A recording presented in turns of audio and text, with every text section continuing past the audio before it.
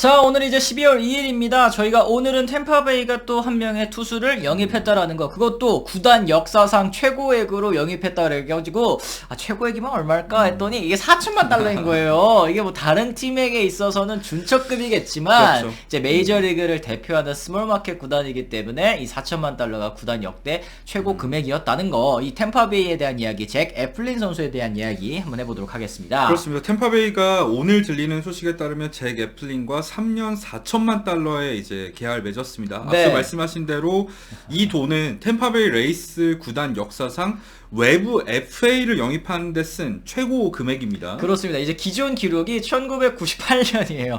1998년까지 거슬러 올라갔을 때 좌완 투수 윌슨 알바레즈 선수를 영입할 때 지출했던 5년 3,500만 달러 이후로 또 이렇게 외부 FA에 돈을 적게 썼다라는 거니까 그동안 그래도 템퍼웨이가 꾸준히 강팀으로 있었던 때가 있지 않습니까? 그렇죠. 그걸 생각해 봤을 땐 참 이 팀이 돈을 안 쓰고도 고효율을 뽑아낸 구단이구나라는 걸 또 한 번 알 수 있는 그런 부분이었네요. 그렇죠. 뭐 사실 에반 롱고리아라던가 또 최근에 맺었었던 이 프랑코와의 계약, 그러니까 내부 이제 연장 계약을 맺을 때는 1억 달러가 넘는 돈을 쓰기도 했었지만 사실 웬만하면 외부 영입을 자제하는 팀인 이유는 역시 돈이 너무 없는 팀이라서 그런 건데요. 그렇습니다. 애플린 얘기를 좀 해보자면은 지난 2012년 신인 드래프트 1라운드 전체 33번으로 샌디에고 파드리스에 지명이 됐던 선수죠. 그렇습니다. 근데 이제 2014년에요. 이제 두 차례 트레이드를 겪게 됐는데요. 이제 첫 번째 트레이드는 이제 샌디에고에서 다저스로 넘어갔을 때, 이때 야스마니 그랜달 그리고 조 윌랜드 선수와 함께 기억나지. 맥캠프 트레이드로 이제 넘어간 선수였거든요. 다저스로. 그렇죠. 근데 이제 다음날 곧바로 다저스가 이 지미 롤린스를 트레이드로 영입하면서 필라델피아 필리스의 유니폼을 입게 됐었던 애플린 선수였습니다. 그렇습니다. 2016년에 메이저리그에 데뷔했고요. 7년 동안 127경기에 출전해서 36승 45패, 평균 자책점 4.49. 다소 좀 평범한 성적을 또 거둔 선수라고 좀 생각하실 수 있을 것 같은데요. 빅리그 데뷔 초반에 잠시 인상적인 모습을 보였던 적도 있지만 아무래도 고질적인 이 무릎 부상 이슈 때문에 부진했던 기간도 상당히 길었던 선수이기도 합니다. 그래요. 올 시즌도 20경기에 출전을 했고요. 선발 투수로 출전한 경기는 13경기였습니다. 75.2이닝 동안 평균 자책점 4.04. 올 시즌도 선발로 시즌을 시작했지만 이제 6월 이후 무릎 부상 때문에 한 3개월 정도 이탈을 했었고, 돌아와서는 이제 불펜 필승조로 합류해서 좋은 활약을 펼쳐줬었던 애플린이네요. 사실 정규 시즌에는 이제 필승조 정확하게 마무리를 맡기도 했었는데 포스트 시즌에 불안한 모습을 노출시키면서 애플린이 나올 때마다 이제 필라델피아 팬분들이 약간 두려워하는 그런 장면이 있기도 했었는데 사실 애플린의 올 시즌 투구 내용 자체는 나쁘지 않았었거든요. 그렇습니다. 이 템파베이 사실은 이제 투수 조련, 투수를 또 이제 개조하는 데 있어서의 일가견이 있는 구단이기 때문에 이 애플린 선수에게 매력을 느낀 부분이 또 있었을 것 같습니다. 올 시즌에 말씀하신 것처럼 포심에서 싱커 위주로 레퍼토리를 변화를 했는데, 그리고 이제 슬라이더, 던지던 슬라이더도 커터성으로 변화를 주면서 타구 속도와 하드hit, 이 두 가지 이 타구 지표에 있어서 모두 리그 최상위권을 또 차지를 했어요. 그렇죠. 애플린이 포심 패스볼 위주로 이제 투구를 펼치다가 싱킹 패스볼 위주로 투구 패턴을 변화한 이유는 사실 메이저리그의 공인구 반발력이랑도 연관이 있는데요.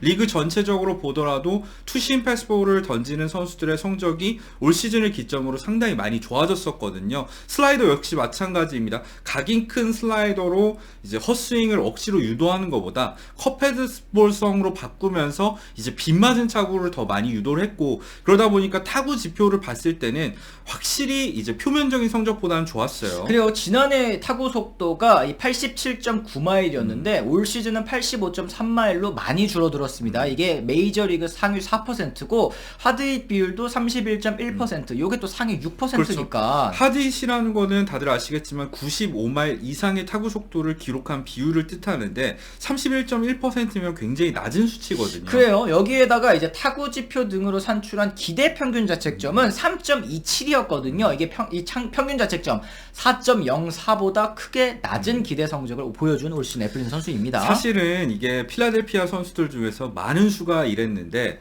어쩔 수가 없는 게 필라델피아가 컨텐더 팀들 중에서는 가장 수비를 못하는 팀 중에 하나였잖아요. 그렇죠. 근데 애플린처럼 맞춰 잡는 축구를 펼치는 선수는 필라델피아의 이 수비진을 고려했을 때 표면적인 성적이 잘 나올 수가 없어요. 근데 네. 반대로 생각했을 때 템파베이 레이스는 메이저리그에서 가장 수비를 잘하는 팀 중에 하나죠. 그렇죠. 템파베이 레이스로 갔을 때는 정말 기대 평균 자책점 그 이하를 기록할 가능성도 없는 건 아닙니다. 맞습니다. 이 보스턴도 사실 애플린 선수 영입을 노렸던 팀 중에 하나라고 합니다. 이 뭐 와이클 와카 선수를 영입해서 재미를 본 그 케이스가 또 떠오르기도 하는데요. 그렇죠. 하지만 이 애플린 선수가 원래 플로리다에 살고 있대요. 그래서 이제 가까운 템파베이행을 결정을 했다. 뭐 이렇게 또 알려주고 있습니다. 그렇죠. 다들 아시겠지만 거기다 플로리다는 이제 주세가 없는 이 주이기 때문에 금전적으로 생각했을 때도 같은 금액이라면 플로리다로 가는 게 이득이었겠죠. 맞습니다. 이 사실 템파베이가 최근 디그롬 선수에게 관심을 보였다는 얘기가 나오면서 템파베이가 진짜 돈 쓰려고 하나? 뭐 지난해에는 이 프리먼 선수에게 1억 5천만 달러를 베팅할 생각도 있었던 그런 팀 아니겠습니까? 실제로 베팅을 하기도 했었죠. 프리먼이 실제로 가지는 않았지만요. 일단 템파베이 레이스는 다들 아시겠지만 플로리다에 사는 데고 이 주변이 살기가 좋은 편이죠. 템파시가 살기가 좋은 편이고 플로리다의 소득세도 없다 보니까 사실 선수들이 대거 이제 별장을 이 플로리다 근처에 많이 짓잖아요. 그렇죠. 그런 점들을 생각했을 때 살기 굉장히 좋은 곳입니다. 실수령액으으로 따졌을 때는 굉장히 이득이 있는 곳이다. 이게 이제 사실 템파베이의 영입 포인트일 것 같은데 디그롬 같은 경우에는 또 플로리다 출신입니다. 그렇죠. 고등학교, 대학교 모두 이제 플로리다에서 나왔기 때문에 이거 진짜로 뭐 성사가 되는 거 아니냐 생각을 했습니다만 뭐 가능성은 사실은 그렇게 많지 않은데 이 디그롬 정말 특급 에이스 아니겠습니까? 이 템파베이가 특급 에이스의 뒤를 쫓는 이유 혹은 이 선발 투수 영입에 목을 매는 이유 사실 있을 것 같습니다. 그렇죠. 애플린을 영입한 것도 사실 비슷한 맥락이라고 할 수 있을 것 같은데 템파베이 레이스가 표면적으로 봤을 때 선발 평균 자책점은 3.45로 이 리그 전체 3위예요. 30개 구단 중에 3위입니다. 그렇죠. 네. 굉장히 좋았었지만 문제는 소화 이닝입니다. 이게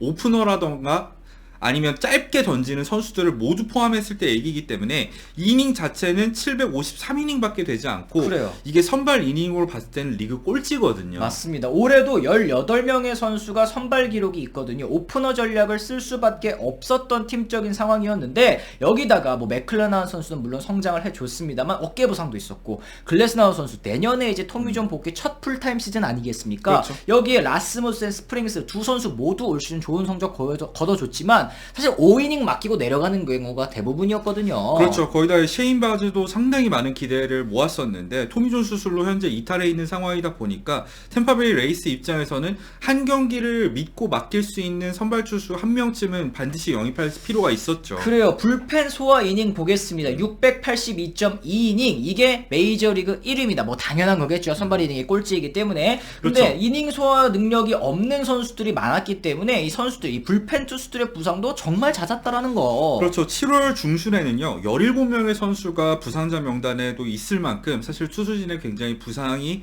많은 시즌이기도 했습니다. 그래요. 이 오프너 전략이 사실 성적을 내기에는 좋지만 이게 지속성 있게 장기적으로 끌고 갈 전략은 아니다라는 거를 템파베이가 좀 깨달은 게 아닐까라는 생각을 좀 해봤고요. 그리고 사실 디그롬이라든지 이런 이제 선발 투수들에게 이 큰 돈을 줘가면서 영입을 하려고 하는 게 사실 중개권 계약이라든지 아니면 수익 공유 이런 것들 문제도 좀 있지 않겠습니까? 그렇죠. 템파베이 레이스는 다들 아시겠지만 지난 중계권 계약 갱신을 통해서 연평균 5천만 달러 이상을 TV 중계권으로 받고 있는 것으로 알고 있고요.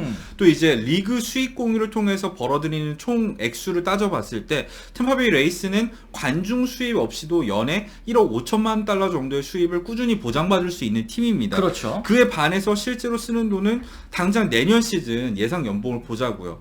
7천만 달러도 되지 않아요. 그러니까 쓰는 돈은 적은데 수익 공유라던가 중계권으로 벌어들이는 돈은 많은 거니까 템파베이 레이스가 물론 이 관중 수가 적고 여러 면에서 봤을 때 구단 운영에 있어서 어려움이 많지만 또 예상 외로 벌어들이는 돈도 많다고 했을 때 흑자 경영을 위해서 너무 투자를 하지 않는 게 아니냐. 그러면 우리는 수익 공유를 하지 않겠다라고 사무국이 실제로 말할 수도 있는 거거든요. 그렇죠. 오클랜드 실제로 제지를 받기도 했었고. 그렇습니다. 그런 그런 부분에 있어서 지금 템파베이가 디그롬을 노리는 것도 사실 비슷한 입장에서 또 생각하시면 될 것 같습니다. 사실 뭐 디그롬을 영입이 어렵겠지만 애플린 선수로 일단 구멍난 선발진을 채우고 이 애플린의 반등 가능성에 좀 베팅을 했다고 저는 생각이 드는데요. 그래요. 과거 이제 찰리 모튼 선수가 이 휴스턴으로 이적을 해서 터졌을 때 그때가 좀 생각이 나는 것 같아요. 그때에도 레퍼토리 바꾸고 그 다음에 이제 커브를 늘려서 헛스윙을 더 많이 유도하는 투수로 변모를 했거든요. 이 그렇죠. 애플린도 좀 이제 템파베이가 고쳐보려는 생각이 있는 것 같습니다. 뭐 애플린 같은 경우에 사실 템파베이 레이스가 그동안 선호하던 투수랑은 피칭 패턴이 완전히 반대거든요.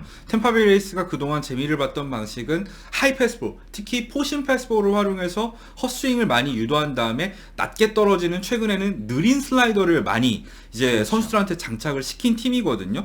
근데 애플린 같은 경우는 완전히 반대입니다. 투심 패스볼 피처이고요. 슬라이더 역시 고속 슬라이더, 커터에 가까운 슬라이더를 던지는 선수인데 템파베이 레이스가 확실히 이번 시즌을 치르면서 다른 면을 본 것 같아요. 트렌드가 달라졌다. 그렇죠. 옛날 같은 경우에는 이런 헛스윙 유도 위주의 전략이 먹히던 시대라면 공인구도 달라졌고 이제 장타가 나오지 않는 시대에 애플린 같은 선수가 오히려 더 먹힐 수 있다. 이런 생각을 했을 수도 있다는 거죠. 그렇습니다. 어쨌든 이 템파베이는 항상 메이저리그의 트렌드를 선도해 왔던 구단이기 때문에 이 애플린 선수 사실 4점대 평균 자책점 선수한테 4천만 달러를 투자를 해? 좀 약간 이해가 안 가실 수는 있겠습니다만 템파베이가 과연 이 애플린 선수에게 어떤 가능성을 봤을지 또 다음 시즌이 시작했을 때 이 관전 포인트 중에 하나가 아닐까라는 또 생각을 해봤습니다. 사실 템파베이 레이스가 아니라면 저희가 이렇게 긍정적으로 볼 일도 그렇지. 없을 거예요. 네. 그동안 템파베이 레이스가 확실하게 이제 영입을 했을 때 많은 이제 성공 사례들이 있기 때문에 좀 그래도 뭔가 있지 않을까 하고 바라보는 것도 있지 않을까 싶어요. 그렇습니다.